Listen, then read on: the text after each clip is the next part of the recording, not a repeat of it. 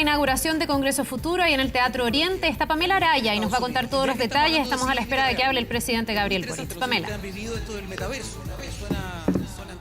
Exacto, estamos esperando que hable el presidente Gabriel Boric en un encuentro tecnológico en el que por cosas de la vida está fallando el monitor de el podio que ha sido instalado para que hable el mandatario. Dicho eso, entonces hemos visto la inauguración con el foco que les decíamos nosotros en el metaverso, la inteligencia artificial y muchas otras temáticas que están relacionadas, por ejemplo, con la protección del medio ambiente. Es así entonces, como les decíamos, que son 34 los expositores que vienen de distintas partes del mundo, expertos en distintas materias, entre ellos chilenos también, pero además representantes de la NASA.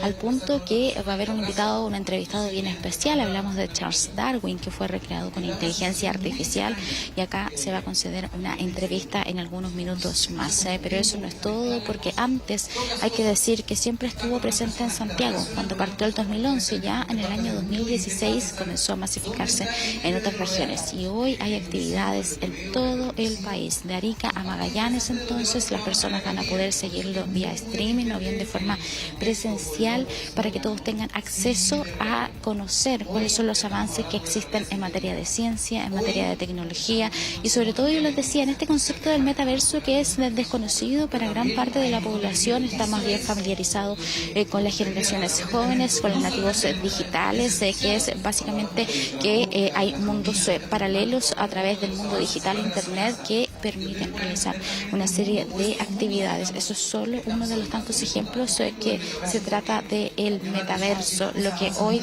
está dando la oportunidad incluso para poder participar de grupos, entre otras actividades. Un Congreso del Futuro, que les decía, que tiene esta inauguración acá en el Teatro Oriente. Y respecto de los otros temas, yo les decía, metaverso, inteligencia artificial, pero también están los neuroderechos, que aquí en nuestro país han sido aprobados, y la verdad de las cosas es que acá se va a familiarizar de alguna manera en un lenguaje sencillo para que pueda llegar a todos los públicos, y obviamente hay traducción simultánea para que las personas puedan seguir toda esta transmisión. Muchos expositores hablan en su idioma nativo, puede ser inglés u otro, y está todo dispuesto entonces para que todos puedan ser parte de este encuentro del Congreso del Futuro. El primer expositor va a ser Werner Herzog, quien es el director de cine, guionista, autor y actor, director de ópera alemana. Pero ¿qué pasa? ¿Por qué también es tan relevante? Porque en el año 2020 trabajó en un documental sobre la ley de neuroderechos, que ya ha sido aprobada en nuestro país. Ahí entonces la relevancia de este cineasta, que va a abrir los juegos respecto de las exposiciones que se van a dar acá en el Congreso del Futuro. Vamos a escuchar entonces lo que va a decir el presidente de la República, Gabriel Boric. Muy buenos días a todas y a todos. Es tremendamente desafiante estar en este lugar y también recordar que incluso más allá del avance vertiginoso de la ciencia y la tecnología, la política sigue teniendo tremendos desafíos concretos, reales, en donde podemos actuar ahora. Lo pienso a propósito de los saludos que hubo, dentro de los cuales finalmente me incluyo. No estoy hablando de esto como un outsider, en que había solo 2 mujeres. Las principales autoridades de la República, y salvo Cecilia Hidalgo en este caso, que no es autoridad de la República, pero una connotada científica, y nuestra ministra de Ciencia, son hombres.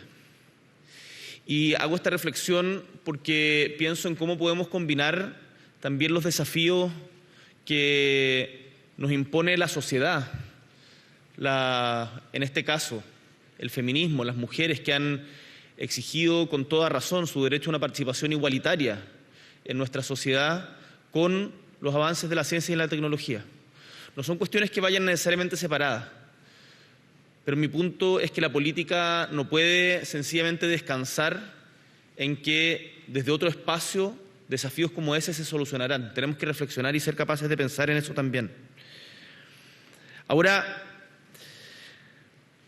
para mí es una alegría y, como decía antes, desafío tremendo el estar presente hoy por segundo año consecutivo, aunque, si no me equivoco, por primera vez como presidente en ejercicio, porque la primera vez fue como presidente electo, aunque hemos tenido varias reuniones con la comisión.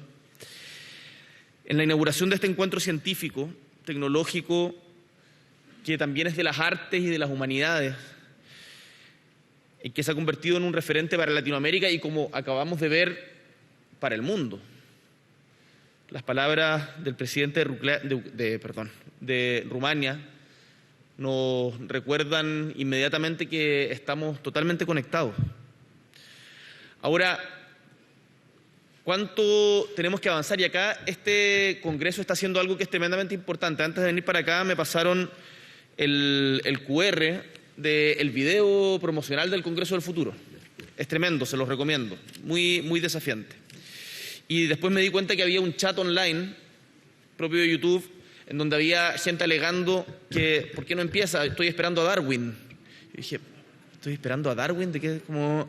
Y después me di cuenta de que en el fondo nosotros somos una excusa para después hablar con Charles Darwin.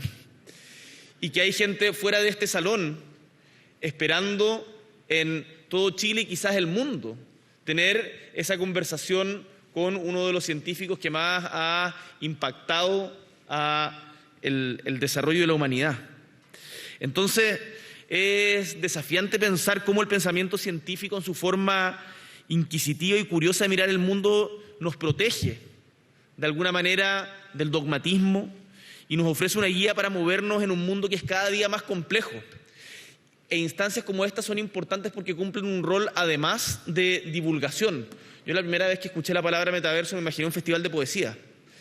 Y gracias a instancias como el Congreso del Futuro, me he dado cuenta, bueno, igual puede tener algo de eso, pero me he dado cuenta de lo mucho que nos falta por conocer.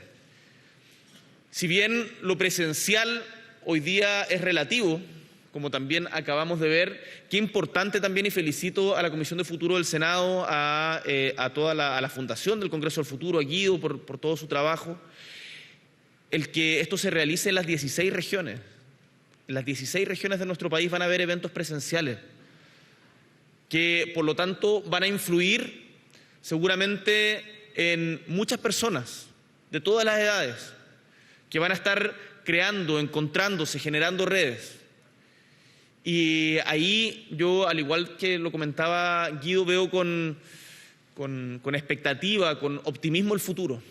Estamos muy acostumbrados a las noticias trágicas, a una cotidianidad algo abrumadora.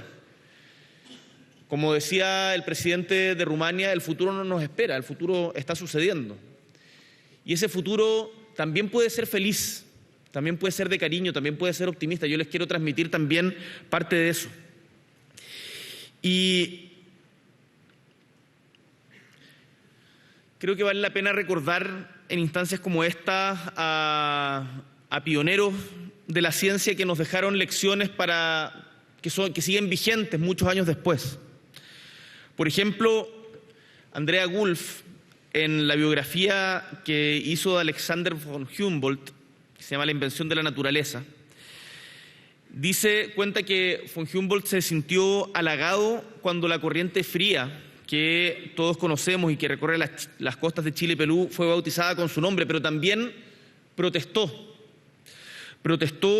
porque los jóvenes pescadores de la costa, dijo él, conocían la corriente desde hace siglos y lo único que había hecho él era ser el primero en medirla y en descubrir que era una corriente fría y divulgarlo de esa manera.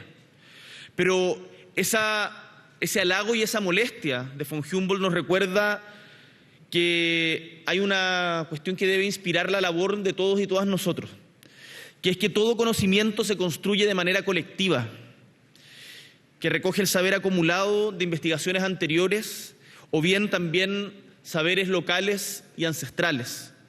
Y eso es muy importante. El mundo no parte con cada uno de nosotros, con nuestras experiencias vitales. El mundo es la construcción colectiva que hemos ido haciendo en conjunto desde hace siglos de siglos. Y eso tenemos que estimularlo cada vez más, y ahí como gobierno tenemos una responsabilidad. Y hemos adquirido un compromiso con las ciencias. Por eso me alegro también que nuestra ministra haya sido parte de la comunidad del Congreso del Futuro.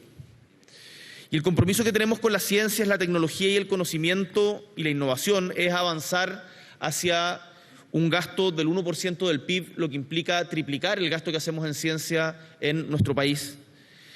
Y este año dimos un primer paso significativo. La ciencia fue de los ítems que más creció en términos presupuestarios en el presupuesto que presentamos y aprobó y tuvo a bien aprobar el Parlamento, con la concurrencia de todos los actores. Aumentamos en un 13,3% el presupuesto de ciencia respecto a 2022, cuando el presupuesto general creció en un 4,2%. Es un avance significativo. Y eso lo hacemos porque tenemos la convicción de que la ciencia y el conocimiento son el pilar de nuestro nuevo modelo de desarrollo. Guido decía algo que me parece importante: Chile tiene mucho que ofrecerle al mundo. Pero muchas veces cuando decimos esa frase pensamos en términos de materias primas. Pensamos en el litio, en el cobre, en la elaboración del hidrógeno verde, que ya ha empezado a ser realidad en el sur de Chile y lo va a hacer también en el norte y en el centro. Pero no tenemos no solamente energía, no solamente materias primas, es conocimiento también. Es conocimiento, es ciencia, es creatividad, innovación, imaginación. Eso también Chile lo tiene y está distribuido de manera igualitaria a lo largo y ancho de todo nuestro territorio, pero no lo estamos aprovechando bien. Y ahí me voy inmediatamente hacia otro desafío que nos recordaba también el presidente de Rumania, que quizás la principal tarea que tenemos hoy día, o una de las principales tareas que tenemos como sociedad, es en los primeros peldaños de la escalera del conocimiento, la formación de niñas y adolescentes. Y ahí, cuando pensamos en el futuro, es imposible no pensar en ello, no pensar que, como decía otro presidente, la felicidad de Chile comienza por sus niños y niñas. Y tenemos que ser capaces de promover una formación que desde la primera infancia vaya estimulando el pensamiento crítico, y la manera decimonónica en que todavía se enseña en las escuelas no da el ancho para eso. Tenemos que permitir a los niños experimentar, salir de la sala de clase, maravillarse con su entorno, tener herramientas para construir los futuros que van imaginando. Y eso requiere hacerse cargo de ciertas urgencias que son ahora. De hecho, mi próxima actividad tiene justamente que ver con eso. Durante los últimos meses, el ausentismo y la deserción de estudiantes son temas que se agudizaron con la pandemia, pero que existían de antes. Y eso, sumado a problemas como la convivencia escolar y la pérdida de aprendizaje, se han agravado tremendamente en nuestro país. Chile fue uno de los países que tuvo durante más tiempo sus escuelas cerradas, y en eso también lo pienso en retrospectiva. Quienes estuvimos en el Parlamento en ese momento también fuimos responsables de aquello. Lo pienso autocríticamente. Y la prioridad de hacernos cargo de esas brechas que se han generado es tremenda. Es tremenda para lo que estamos conversando hoy día, pero también para cuestiones que son más concretas. Tenemos que ganarle la carrera al narco, por ejemplo, en su reclutamiento de soldados, en las poblaciones y en las regiones de nuestro país. Y para eso tenemos que conseguir que vuelvan a la escuela, y para conseguir que vuelvan a la escuela tenemos que ser capaces de restablecer por una parte, esto es una reflexión que no está en el discurso, restablecer por una parte el sentido de autoridad, pero a la vez ser capaz de ofrecer innovación, ser capaz de ofrecer una educación que sea atractiva. Y ahí la ciencia, la tecnología, la innovación tiene un rol importantísimo que jugar. Este reto es enorme y es la primera prioridad del Ministerio de Educación y en eso justamente estamos trabajando. Ahora, para ir terminando, yo estoy seguro que para que la ciencia y la tecnología sean realmente liberadoras, las sociedades en las cuales se desarrollan tienen que ser democráticas y libres. Y eso es algo, vinculándolo con la primera reflexión que hacíamos, que tampoco está asegurado. Una de las cosas que conversamos con los diferentes presidentes y presidentas o primeros ministros, primeras ministras de los diferentes lugares del mundo, en las cumbres que me ha tocado participar, es que la democracia no se puede dar por sentado. Y eso tenemos que tomarlo muy en serio. Lo hemos visto en Estados Unidos hace un tiempo, en Brasil hace muy poco. Hemos visto la crisis que se vive en el Perú. Nosotros como país no estamos ajenos a estas crisis sociales y por lo tanto el fortalecimiento de la democracia, pensando en la conmemoración de los 50 años del golpe de Estado, la importancia de la democracia, es fundamental, fundamental. Porque, insisto, para que la ciencia y la tecnología sea realmente liberadora, tiene que ser democrática y libre, y eso significa que nuestras sociedades tienen que adaptarse, tienen que ir cambiando.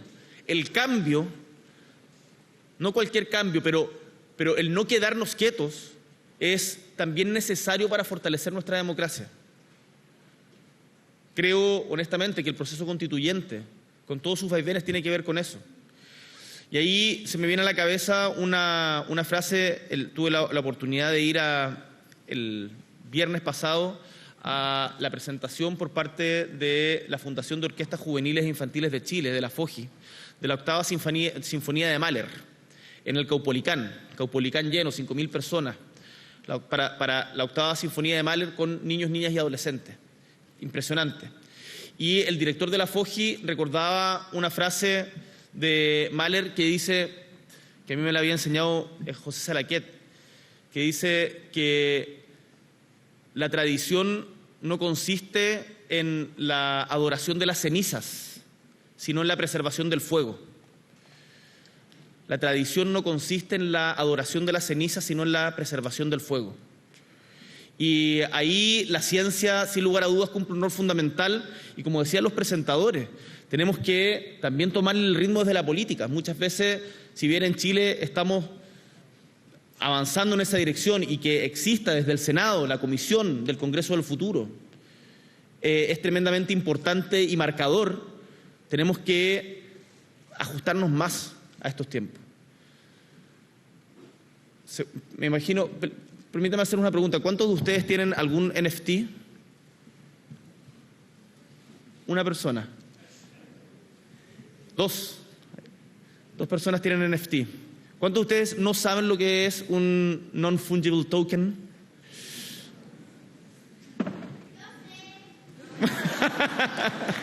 Muy bien, mira, ahí está. El futuro está presente. ¿Nos quieres contar?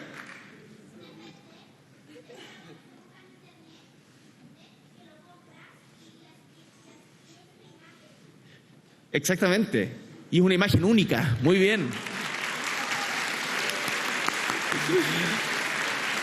Sería interesante ver cómo han ido en estos 12 años de existencia del Congreso del Futuro evolucionando las preguntas.